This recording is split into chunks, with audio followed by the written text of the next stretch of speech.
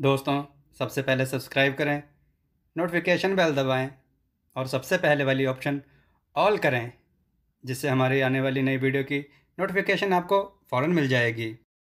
जय श्री राम भक्तों, सवालों की श्रृंखला में आप सबका स्वागत है।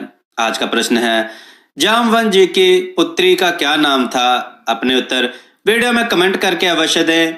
चलिए आज की कथा श्रवण करते हैं। आज की कथा है एक किसान तथा उसकी पुत्री और एक बछड़ा भाई तथा सौतेली माँ। आइए कथा श्रवण करें। बहुत समय पहले की बात है। एक पति पत्नी थे जिनके 2 बच्चे थे, एक लड़का और एक लड़की। कुछ दिन बाद उस पति की पत्नी मर गई तो उसने थोड़े दिनों बाद दूसरी शादी कर ली। उसकी दूसरी पत्नी की भी एक बेटी थी। उस बेटी को एक आंख से दिखाई नहीं देता था। पति एक किसान था और एक दूसरे शहर में खेत में काम करने के लिए जाया करता था। उसकी दूसरी पत्नी को अपने पति की पहली पत्नी के बच्चे फूटी आंख नहीं भाते थे। एक दिन उसने रोटियां बनाई और उसको पति की पहली पत्नी के बच्चों को देकर पति के पास भेज दिया, पर उसने उनको अपने पति के शहर ना भेजकर किसी दूसरे शहर भेज दिया, जो उसके पिता के काम करने वाले शहर की दूसरी दिशा में था, ताकि वे हमेशा के लिए खो जाएं और उनसे छुटकारा मिल जाए। बच्चे रोटी लेकर चल दिए।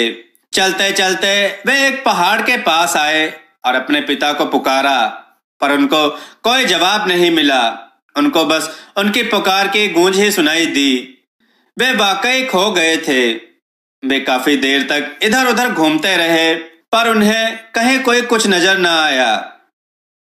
जल्दी ही छोटे भाई को प्यास लगाई। उनको एक झरना दिखाई दिया तो वे उस झरने के पास पानी पीना चाहते थे, पर वह लड़की होशियार थी।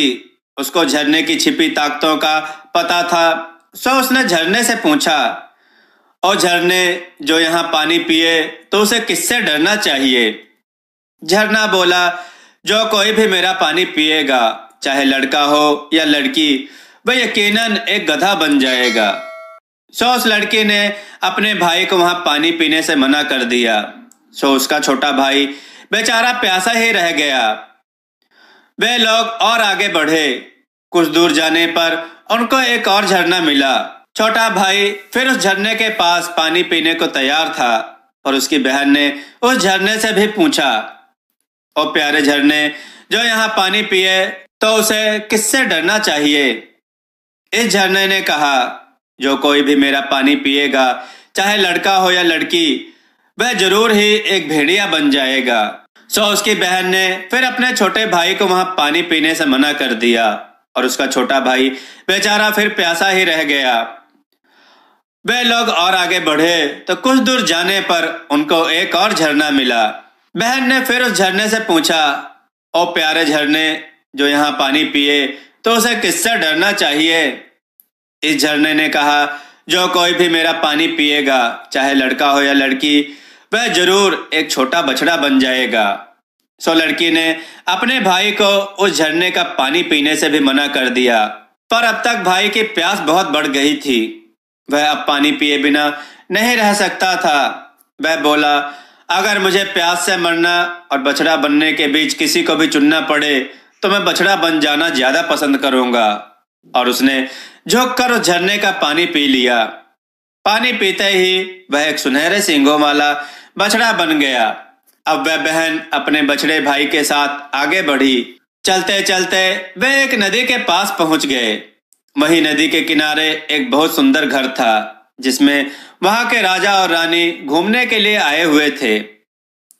इस समय भी वे वहीं पर ही थे। राजा का बेटा यानी राजकुमार उस घर की खिड़की पर खड़ा बाहर देख रहा था।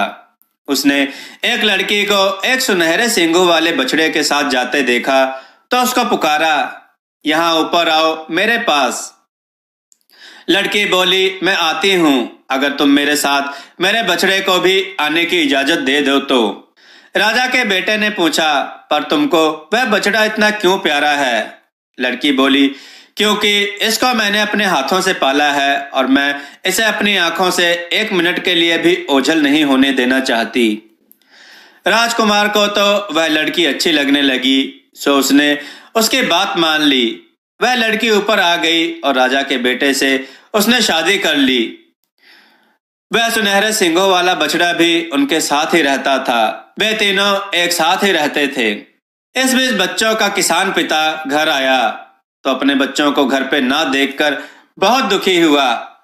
जब उसे मालूम हुआ कि उसकी पत्नी ने उनके साथ ऐसा किया है तो उसने अपनी पत्नी को बहुत ही भला बुरा कहा और उसे डांटते हुए अपने बच्चों को खोजने के लिए वहां से निकल पड़ा।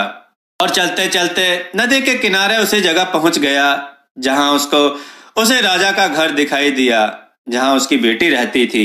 वहां उस घर की खिड़की पर उसकी बेटी खड़ी थी। बेटी ने अपने पिता को पहचान लिया और वहां से पुकारा, अंदर आइए।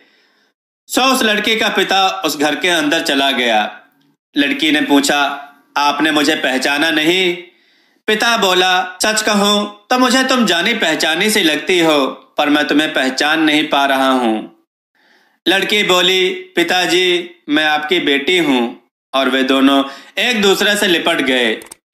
फिर उसने अपने पिता को बताया कि किस तरह उसका भाई एक बछड़ा बन गया और किस तरह उसने राजा के बेटे से शादी कर ली।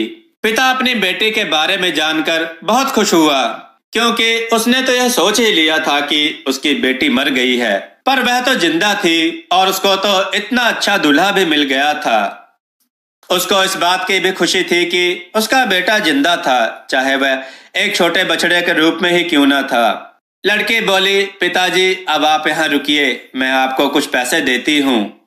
पिता बोला, भगवान जानता है कि तुम्हारी सौतेली माँ इसको देखकर कितनी खुश होंगी। बेटी ने कहा, पिताजी उनसे कहना कि वह भी अपनी बेटी के साथ यहाँ आकर रहें।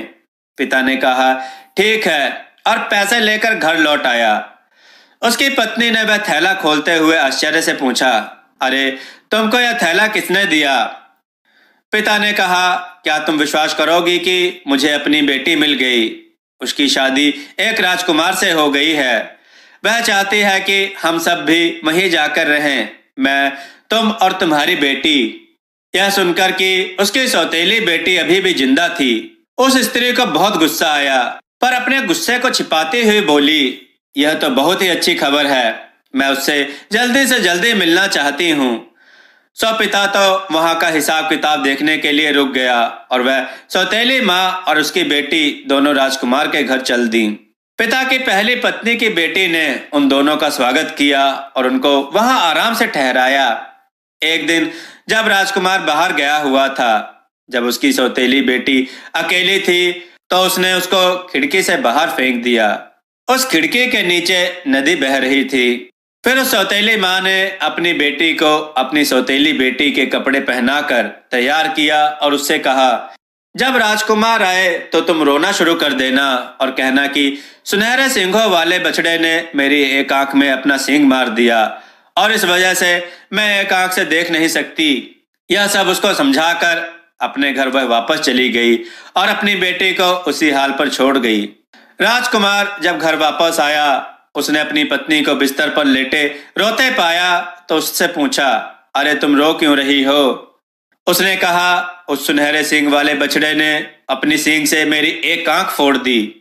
राजकुमार तुरंत चिल्लाया, किसी कसाई को बुलाओ और उससे कहो कि वह उस बछड़े को काट डाले। यह सुनकर वह छोटा बछड़ा उस खिड़की की तरफ भागा जो नदी की तरफ खुलती थी और बोला, दीदी, ओ दीदी, वे चाकू तेज कर रहे हैं मुझे मारने के लिए, कृपया मुझे बचाएं। नदी में से जवाब आया, तुम बेकार ही रो रहे हो, मैं तो एक मछली के अंदर हूं। यह कसाई ने भी सुना तो वह डर गया। उसने पहले कभी बछड़े को इस तरह बोलते नहीं सुना था।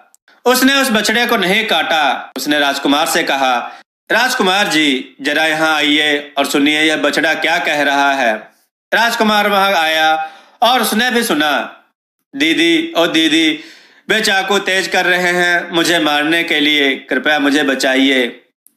नदी से फिर आवाज आई, तुम बेकार ही रो रहे हो भैया, मैं तो मछली के अंदर हूँ। राजकुमार ने तुरंत ही अपने 2 नाविकों को बुलाया और नदी में मछली को ढूंढने के लिए भेजा। उनको वह मछली मिल गई। उन्होंने उसको पकड़कर बाहर निकाला और उसका पेट फाड़कर उस लड़की को सुरक्षित निकाल लिया। राजकुमारी की सौतेली माँ और सौतेली बहन को जेल में डाल दिया गया। बचने के लिए उन्होंने एक साधु को बुलाया।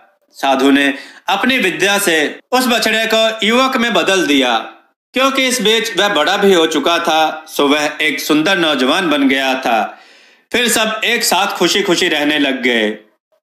दोस्तों, आपको यह कथा कैसी लगी? अपने विचार और सुझाव कमेंट में जरूर दें। हमारे कथाओं को लाइक करें, हमारे चैनल को सब्सक्राइब करना ना भूलें। हमारे कथाओं को शेयर जरूर करें, जिससे लोगों को उत्तम ज्ञान प्राप्त हो। जय श्री राम भक्तों।